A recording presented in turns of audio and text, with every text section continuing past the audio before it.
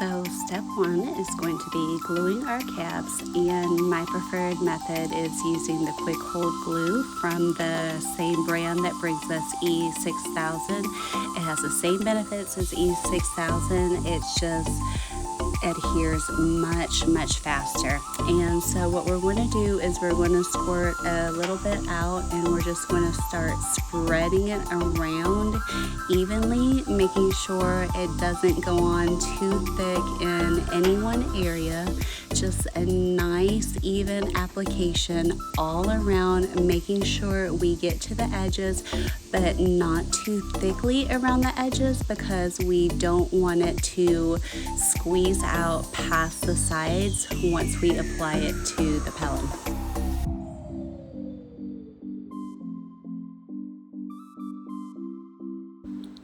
Now, as you see, we've got it on there fairly even, spread out nicely to the edges. So now we're just going to go ahead and stick that down in the middle of the pellon there, and we're going to get that nice and situated. And once we got that placed where we want it, we're just going to go around and kind of press it down, and then we're just going to leave it to dry. And again, this is the quick hold, so it dries much faster than the regular E6000. So next up is our beading string, and my preferred is the Fireline 6-pound in crystal finish, and I use the 125 yards just because I go through so much so quickly, and you can find this on my website. How much you want to cut is up to you. I find that about an arm span or about 2 yards is the comfortable zone for me. You don't want to get too much, because then your string is more likely to tangle and get knotted. But then if you use too little, then you're having to cut and go through your string a lot more often. So I find about maybe 2 yards is the sweet spot for me personally. So now I'm just tying the knot in the end of my string, and this is just so when you start beading, you don't have to actually attach the string to anything, and you can just get right on to beading.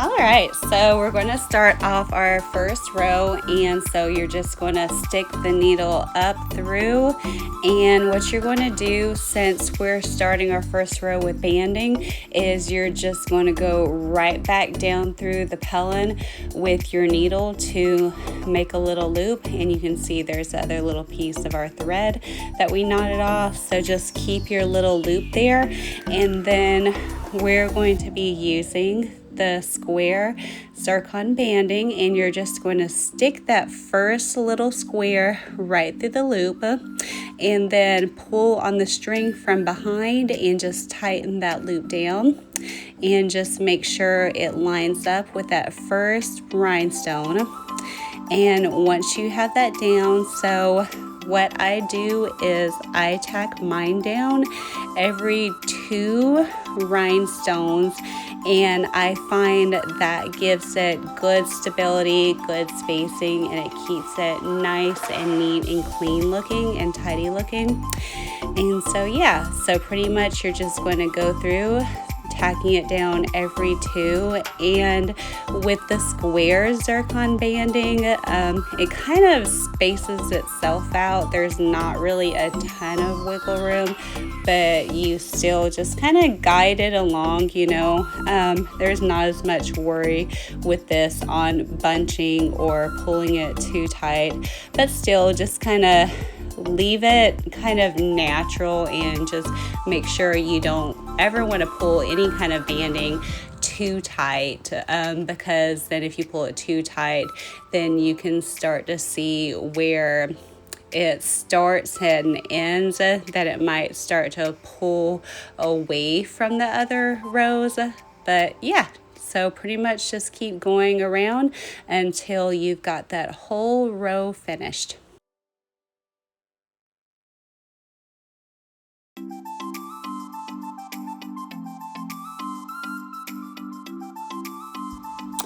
So here is a good place to go ahead and see where exactly you want to cut your banding, and it looks like it would be just short of where that one rhinestone is, and you don't really want to leave a gap and try to force it, because then you're either going to have a gap or the rhinestones might pull away from the centerpiece. So just go ahead and add the next rhinestone in, and you're going to start kind of bunching the banding in just a little bit, but don't worry, you won't be able to tell. It's still going to look really, really great. So just go ahead, and when you're tacking down the rest of them, just go ahead and lay the banding against the centerpiece and place it into place to where it lines up with the stopping point, and just kind of go ahead and start tacking it into place where it lands naturally.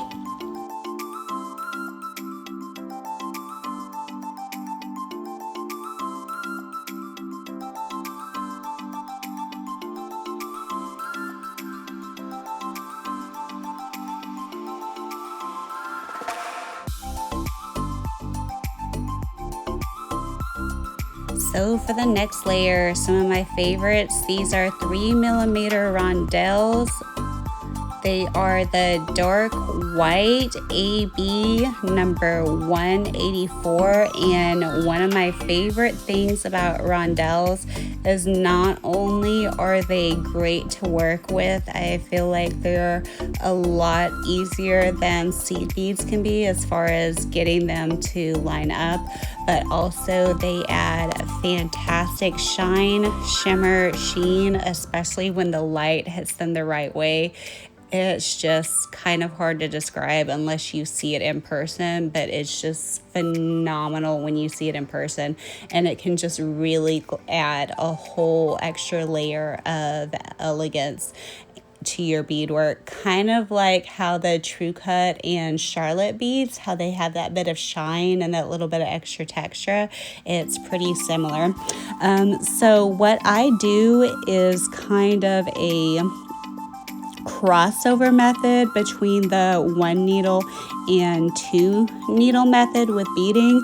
I use 1 needle, but I go ahead and tack down the entire row, and then I come back and I tack down 2 beads at a time. And since I'm doing this around a circle, I generally break it up into 3 or 4 sections. So in this one, I break it up into 3 sections. So I'm just going to split into 3 sections that I tack down at a time. And just like with seed beads, you're just going to leave just a little bit of space at the end of the beads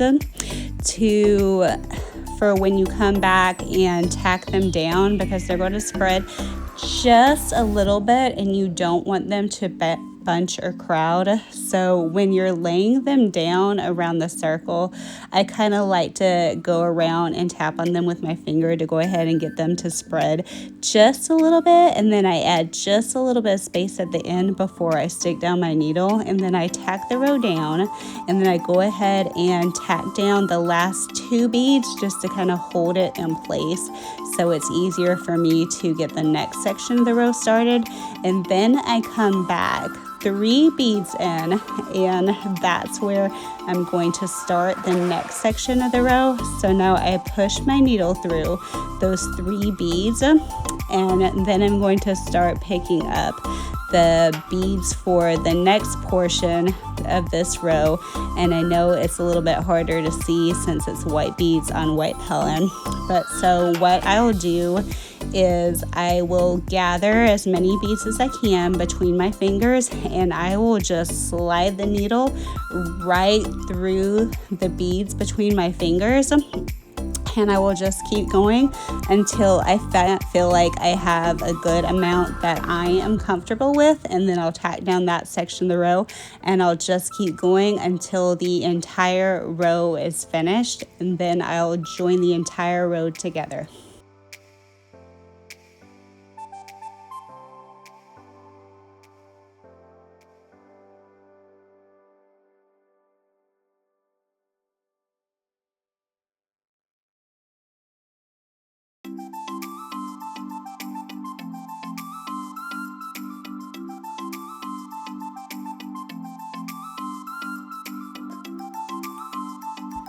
Okay, so you'll see when we get here that I'm super close to being finished with this row, but not quite there. So I'm just going to go ahead and add the rest of my beads. And again, just sliding them between my fingers off the string and then sliding them onto my needle.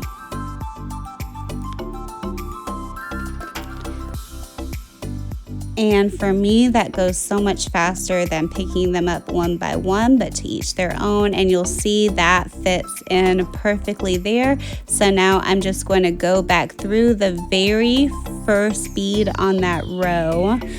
And once I get my needle through, I'm just going to pull the string taut. And I'm just going to stitch the needle down through the pellon and then just pull it out through the back. And then I'm going to go through, and the same we did with the banding, and then I'm just going to go through and tack down every other bead. So just pull the needle through, up through the top of the pellon, go over the string in between the two beads, and on the other side of the string just push the needle down back through the pellon and bring it out the back side, and just keep repeating, going all around the circle until you come out the other end of that row of beading. And just, it doesn't matter as much with rondelles as with seed beads, but you know, with seed beads you don't want to pull the string too tight when you're tacking down the beads, otherwise it can cause them to lay a little bit wonky. It doesn't matter as much with rondelles, but still be mindful of that, and just be mindful of how they're laying when you're tacking them down.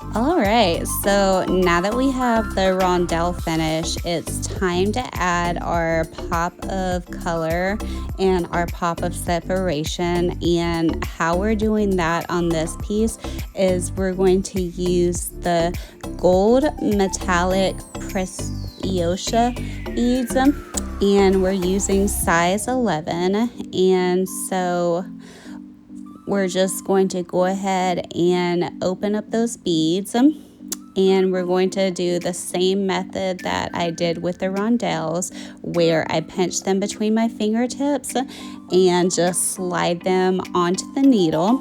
And then we're just going to do the same method where we separate the row into sections, tacking down one section at a time. And then once we have all the sections tacked down, then we're going to go through and tack down 2 beads at a time. So here we go.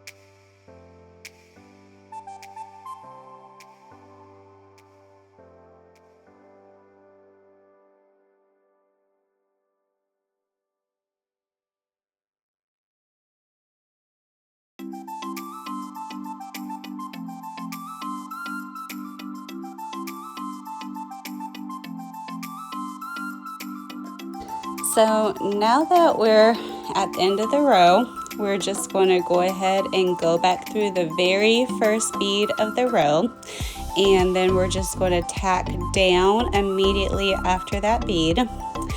And then the same with the rondelle bead, and that we're going to come back through and tack it down every 2 beads, except these beads, since they're seed beads, they're going to need just a little bit more guidance. So we're going to use our thumb to help guide the beads and keep them in place and kind of keep just the right amount of tension. So you're going to kind of push them into place. You don't want them too bunched together, but you also don't want them too loose. Just kind of hold them in place with just the right amount of spacing. And then you're going to come, and when you tack them down every 2 beads, you want to pull down the thread just enough to where you're not really seeing it and it doesn't look loose, but you also don't want to pull it very tight. Otherwise, it's going to look too tight and it's going to pull the beads kind of wonky, and you're going to be able to tell, and you're going to be able to kind of see it, and you will be able to kind of mitigate this somewhat when you come back through to straighten out the beads. But it's just better to go ahead and leave it with the right amount of tension the first time. So just go ahead and come through and just tack the beads down. Also, I hadn't mentioned this yet, but normally I bead from left to right, but when I'm coming back through and tacking my beads down after I've already tacked the entire row down first, since I'm right-handed and I'm guiding the beads with my left hand, I find it easier to tack them down by going from right to left. And so for this one, I kind of turned it over so you can see how I'm tying off my knot when I get to the end of the thread.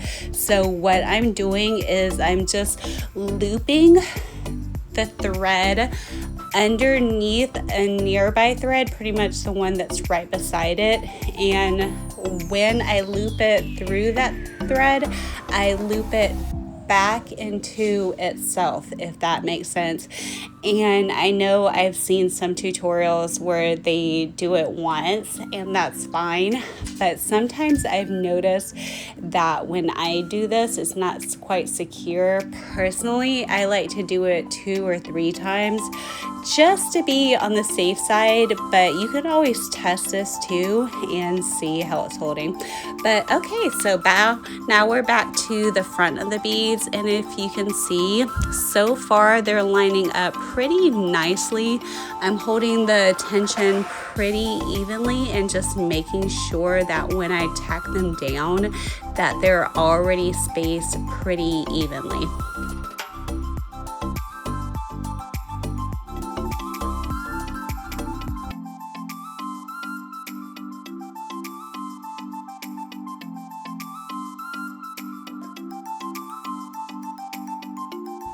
Okay, so now that we have that row all tacked down, what we're going to do is we want to make the beads line up a little bit neater and straighter. So we're just going to run our thread right back through the entire row. So you're just going to push the needle back through the beads, and we're just going to take it a little section at a time. So push that needle through the first section of the beads and pull it out, pull it through the string. And sometimes it can get a little bit tricky because it can get a little bit tight in the beads, but that's okay. Use some pliers if you need to. Kind of keep it tight and pull the string tight as you go. And now just pick up with the next bead, push the needle through, and just go through until you've gone all the way around, and you'll see just how much neater the beads are looking already. You can tell. Just look at the section that I've already done and start comparing it to the sections that haven't been done, and you can already see just how much cleaner and how much tighter the beads are already looking.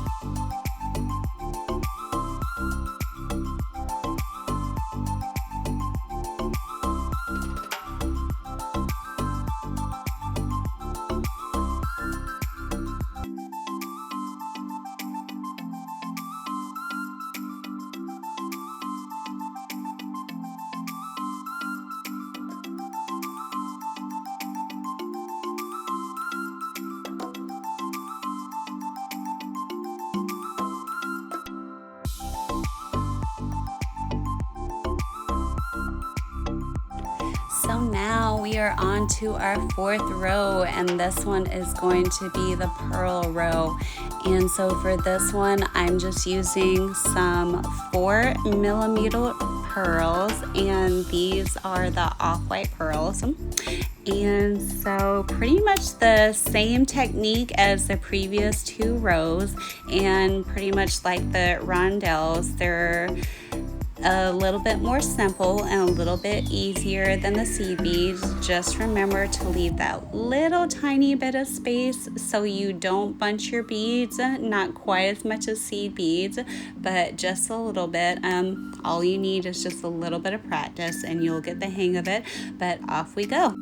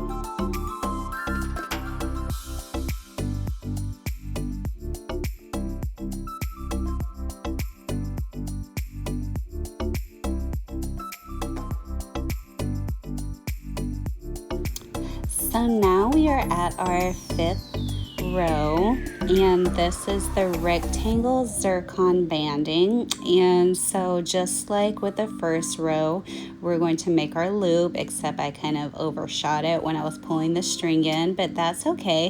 So when that happens, you can just dig the loop back out with your needle, and if you did pull it too far, that's okay too. You can either pull out your needle and pull the thread back through, or you can just leave your needle on and go right back through. But anyways, so we're using the rectangle banding, and once you get it on there, again, it's going to be the same, tacking it down every 2 rhinestones. But since this one does have a good bit of space between the stones, you're going to need to be a little bit more careful about how you space it, because you don't really want this one wobbling around. So just be really intentional about how you're tacking it down and how you're spacing it out. Just making sure that you are careful with where you place your stitching, kind of placing your stitching close to where the little metal bars are. And the little metal bars are just the pieces that you're stitching onto. But yeah, pretty much the same concept here. You're just going to go around every 2 rhinestones and tack down in between the rhinestones, and just use your thumb to hold everything in place and just kind of hold the spacing and the tension within the banding. All right, so when we get to the end of this one, again, you want to make sure that the rhinestones are going to line up pretty nicely. And this one, it happens that they do line up pretty nicely. If it was short, then you would just want to add in 1 more rhinestone and kind of push them together and probably tack them down a few extra times if it looks like they are a little wonky in how they're laying, if they're kind of bunching up or if they're not quite laying straight. But this one, it did work out quite nicely in the way that it lined up, so you don't really need to do too much with playing around with the spacing. So you're just going to finish stitching this row down, and that's pretty much it for that one, and then it is on to the next.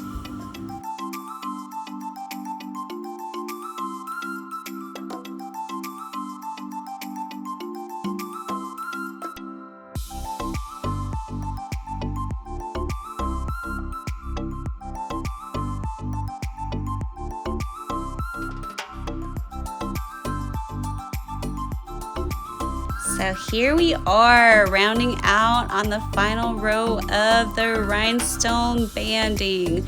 And on this one, you'll see that I had kind of jumped ahead and I had already done this row. So this one was the opal banding, and one tip that I did want to make sure you know is people want to know, how do I do my outer row of banding so that I don't cut my threads when I'm cutting off the excess pellon? And the way to do that is you're going to want to come in as closely to the previous row as possible and just kind of angle your needle out to go around your banding, and then stitch back in as close to the previous row as possible. And this keeps your thread further away from the edge, so there's much less chance of you accidentally clipping it. So we're just going to finish these last few stitches, and then that will be it for the beading and banding portion of this section.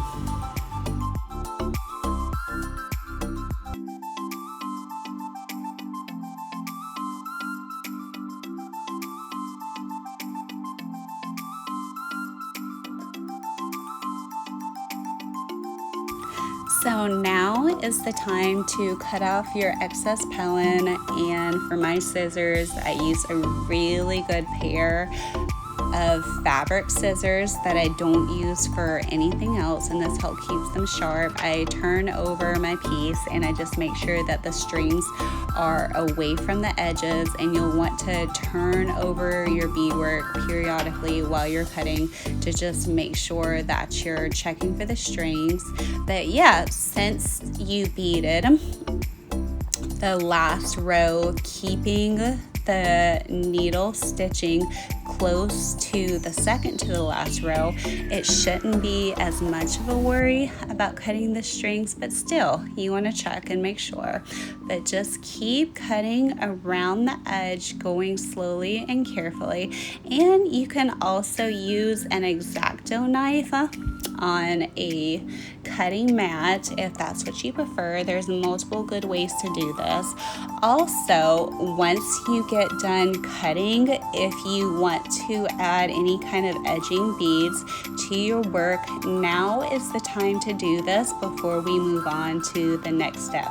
But anyways, here it is all cut out. Isn't she beautiful, y'all?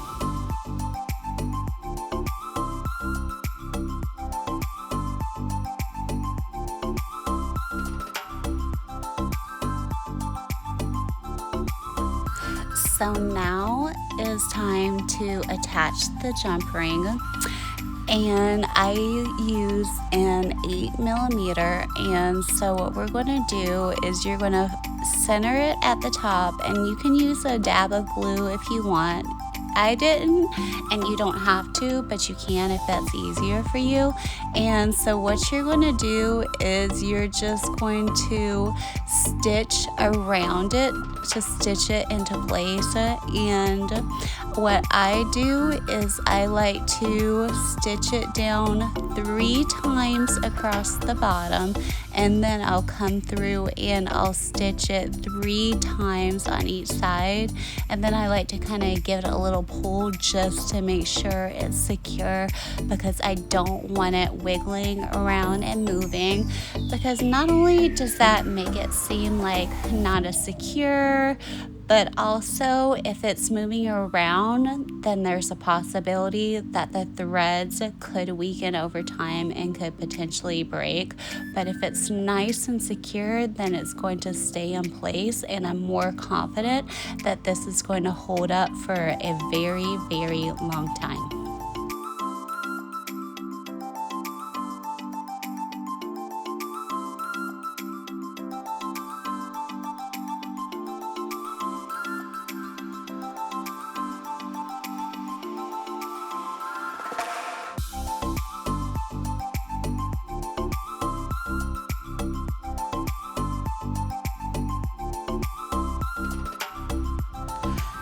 So before the next step of attaching the lace, we need to go ahead and cut out our backing material, and there's a couple ways of doing this, but I'm just going to do it a simple way and just hold it up to the material and just cut around it.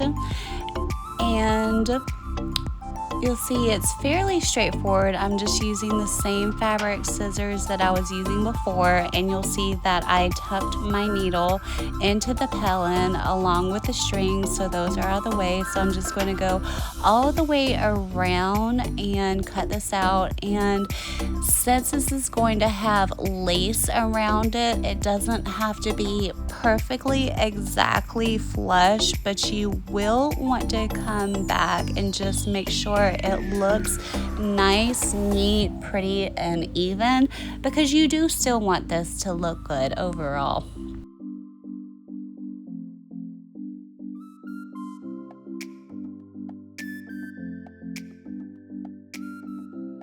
So I'm using a 2-layer pleated organza, and I felt it was just perfect for the project that I'm working on.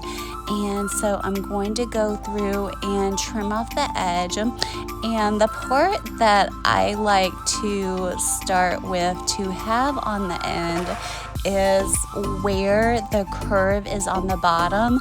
So I'll pick a spot where the curve is on the bottom, and I will cut that, and that I will let that be my edge, because I found that to my preference, I feel like it just lays a little bit better and it flows a little bit better.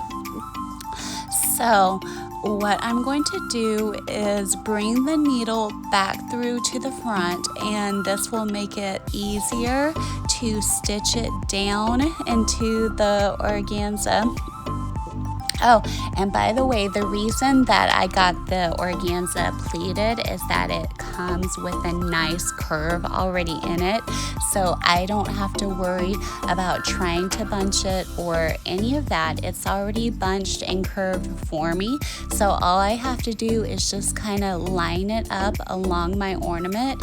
So, and it works out very nicely. It just I can just kind of guide it with my fingers, but you see, so now I'm just stitching it down onto my pellon. And the cool thing is, this is a nice way to come back through and give some more tacking down on your banding rows too, so that just gives them a little bit more stability. So for the beginning of this layer, I'll tack it down a few times. And so once I've got that done, then I'll go, and maybe about an inch or so over is when I'm going to tack down the next spot. And where I'm tacking it down specifically is, so in person you can see that this organza has some stitching lines on it. So I'm lining it up that the stitch lines are just hidden underneath the pellon and my beadwork, so you're not going to see any of that, and everything that you're seeing peeking out is just past the stitching lines. So I'm going to go over about every inch or so and tack that down, and you can do it more, but when you come back through on the next step and add the backing, that's going to be even more stitching. So I find that it's just not particularly necessary to do it more often than every inch, but personal preference, to each their own. So just keep stitching along until you've gone all the way around, and you'll see how it's just, with the way the organza is made and pleated, how it's just following the natural curve of my beadwork.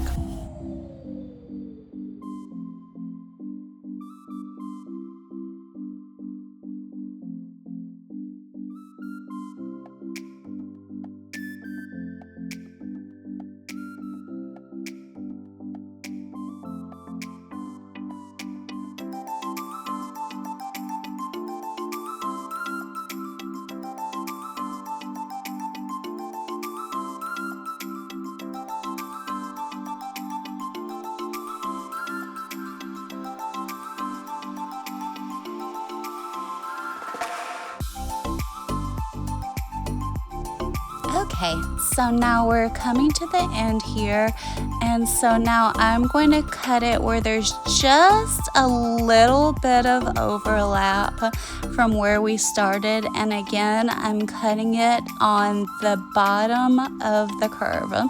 So it's where the organza is curving away from me is where I'm going to cut it.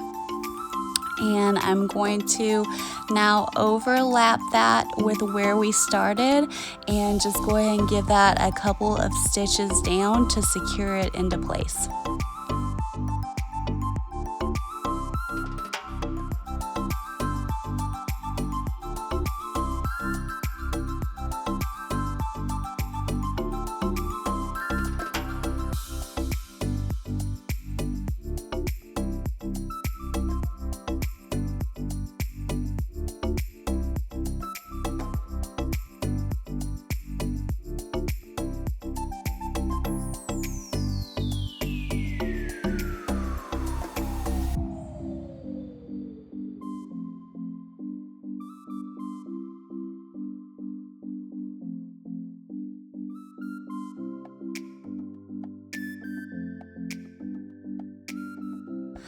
All right, y'all, we are almost done.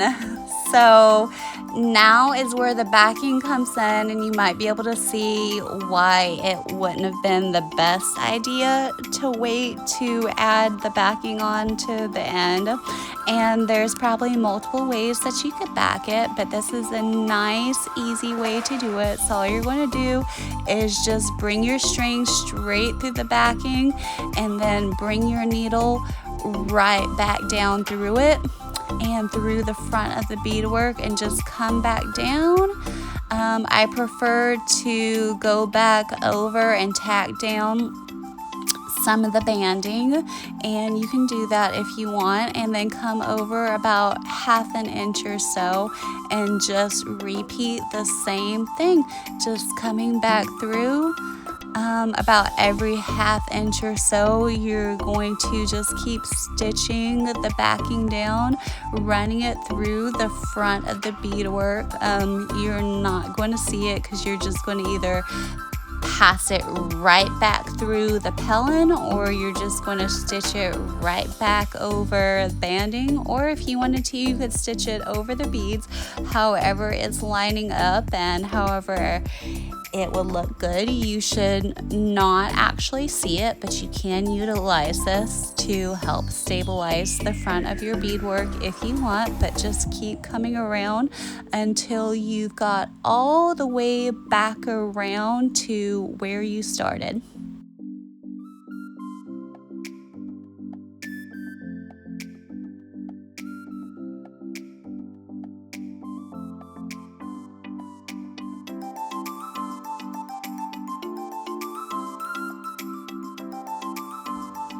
Alright, so we have made it to the very end of the video, and I apologize because I thought I'd recorded a section where I showed you how to tie the knot off, but it looks like I'll have to do another video for that.